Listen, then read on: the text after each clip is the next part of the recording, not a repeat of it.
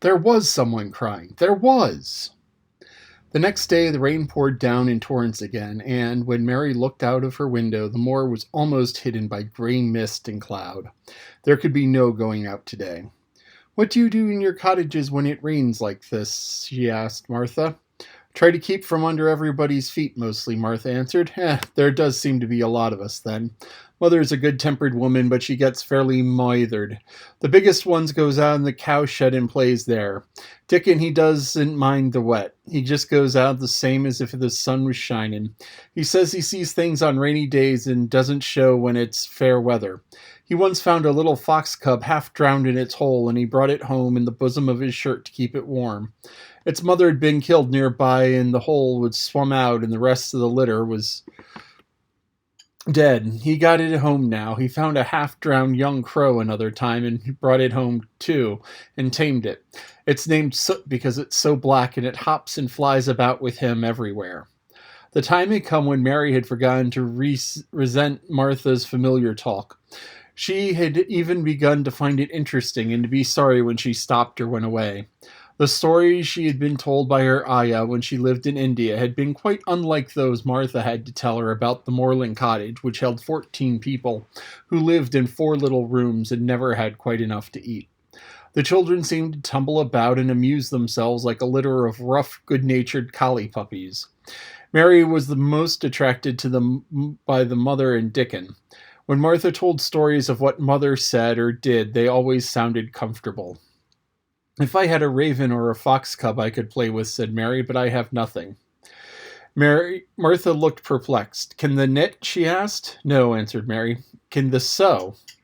"No." "Can the read?" "Yes."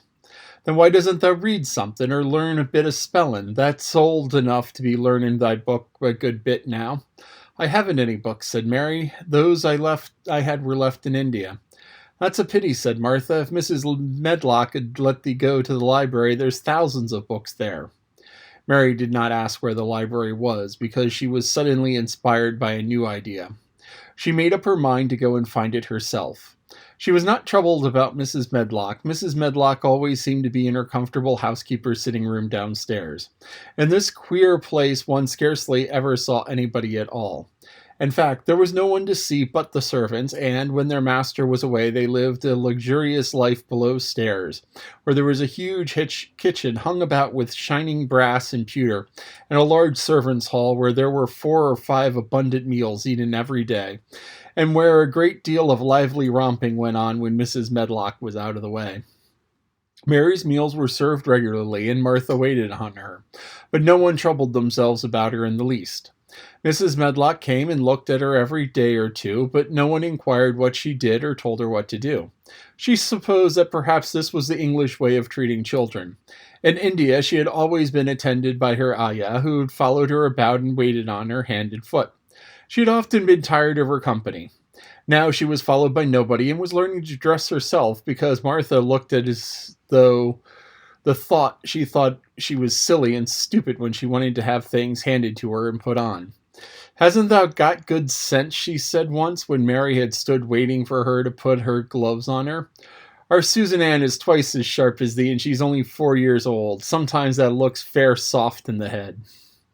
Mary had worn her contrary scowl for an hour after that, but it made her think several entirely new things. She stood at the window for about 10 minutes this morning after Martha had swept up the hearth for the last time and gone downstairs. She was thinking over the new idea which had come to her when she heard of the library. She did not care very much about the library itself, because she had read very few books. But to hear of it brought back to her mind the 100 rooms with closed doors.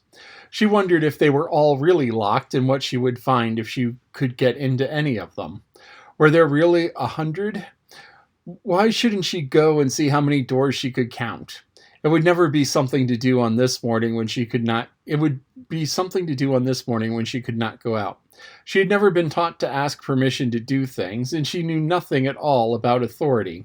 So she would not have thought it necessary to ask Mrs. Medlock if she might be able to walk about the house, even if she had seen her. She opened the door of the room and went into the corridor, and then she began her wanderings. It was a long corridor, and it branched into other corridors, and it led up short flights of steps which mounted to others again. There were doors and doors, and there were pictures on the walls. Sometimes they were pictures of dark, curious landscapes, but oftenest they were portraits of men and women in queer, grand costumes made of satin and velvet. She found herself in one long gallery whose walls were covered with these portraits. She had never thought there could be so many in any house. She walked slowly down this place and stared at the faces, which also seemed to stare at her. She felt as if they were wondering what a little girl from India was doing in their house. Some were pictures of children, little girls in thick satin frocks which reached to their feet and stood about them, and boys with puffed sleeves and lace collars and long hair, or with big ruffs around their necks. She always stopped to look at the children and wonder what their names were and where they had gone and why they wore such odd clothes. There was a stiff, plain little girl rather like herself. She wore a green brocade dress and held a green parrot on her finger. Her eyes had a sharp, curious look. "Where do you live now?" said Mary aloud to her. "I wish you were here." Surely no other little girl ever spent such a queer morning. It seemed as if there were no one at all in the huge rambling house but her own small self, wandering about upstairs and down through narrow passages and wide ones, where it seemed to her that no one but herself had ever walked. Since so many rooms had been built, people must have lived in them, but it all seemed so empty that she could not quite believe it true. It was not until she had climbed to the second floor that she thought of turning the handle of a door. All the doors were shut, as Mrs. Medlock had said they were, but at last she put her hand on the handle of one of them and turned it. She was almost frightened for a moment when she felt that it turned without difficulty, and when she pushed the door itself, it slowly and heavily opened. It was a massive door and opened into a big bedroom. There were embroidered hangings on the wall, and inlaid furniture such as she had seen in India stood about the room. A broad window with leaded panes looked out upon the moor, and over the mantel was another portrait of the stiff, plain little girl, who seemed to stare at her more curiously than ever. "Perhaps she slept here once," said Mary. "She stares at me so that it makes me feel queer." After that she opened more doors and more. She saw so many rooms that she became quite tired and began to think that there must be 100, though she had not counted them. In all of them there were old pictures or tapestries with strange scenes worked on them. There were curious pieces of furniture and curious ornaments in nearly all of them. In one room, which looked like a lady's sitting room, the hangings were all embroidered velvet, and in a cabinet were about 100 little elephants made of ivory. They were of different sizes, and some had their mahouts and palanquins on their back. Some were much bigger than others, and some were so tiny that they seemed only babies. Mary had seen carved ivory in India, and she knew all about elephants. She opened the door of the cabinet and stood on a footstool and played with these for quite a long time. When she got tired, she set the elephants in order and shut the door of the cabinet.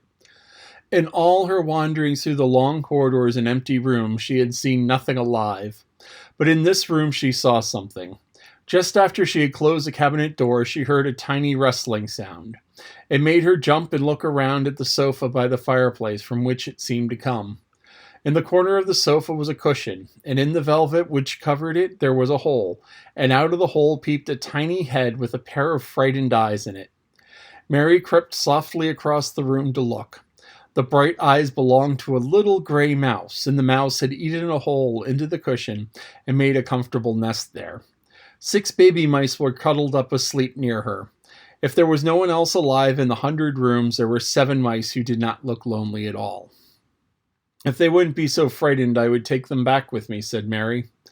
She wandered about long enough to feel too tired to wander any further, and she turned back. 2 or 3 times she lost her way by turning down the wrong corridor, and was obliged to ramble up and down until she found the right one. But at last she reached her own floor again, though she was some distance from her own room and did not know exactly where she was. "I believe I have taken a wrong turn again," she said, standing still at what seemed to be the end of a short passage with tapestry on the wall. "I don't know which way to go. How still everything is." It was a while she was standing there, and just after she had said to this that the stillness was broken by a sound. It was another cry, but not quite like the one she had heard last night. It was only a short one, a fretful childish whine muffled by passing through the walls. "It's nearer than it was," said Mary, her heart beating rather faster, "and it is crying." She put her hand accidentally upon the tapestry near her, and then sprang back, feeling quite startled. The tapestry was the covering of a door which fell open, and showed her that there was another part of the corridor beyond it, and Mrs. Medlock was coming up at it with her bunch of keys in her hand and a very cross look on her face. "What are you doing here?" she said, and she took Mary by the arm and pulled her away. "What did I tell you?" "I turned round the wrong corner," explained Mary. "I didn't know which way to go, and I heard someone crying." She quite hated Mrs. Medlock at the moment, but she hated her more the next. "You didn't hear anything of the sort," said the housekeeper. "You came along back to your own nursery, or I'll box your ears." And then she took her by the arm and half pushed, half pulled her up one passage and down another, until she pushed herself in at the door of her own room. "Now," she said, "you stay where you're told to stay, or you'll find yourself locked up. The master had better get you a governess, same as he said he would. You're the one that needs someone to look sharp after you. I've got enough to do." She went out of the room and slammed the door after her, and Mary went and sat on the hearth rug, pale with rage. She did not cry, but ground her teeth. There was someone crying. There was, she said to herself. She had heard it twice now, and sometime she would find out. She had found a great deal this morning. She felt as if she had been on a long journey, and at any rate she had had something to amuse her all the time, and she had played with the ivory elephants and had seen the gray mouse and its babies in their nest in the velvet cushion.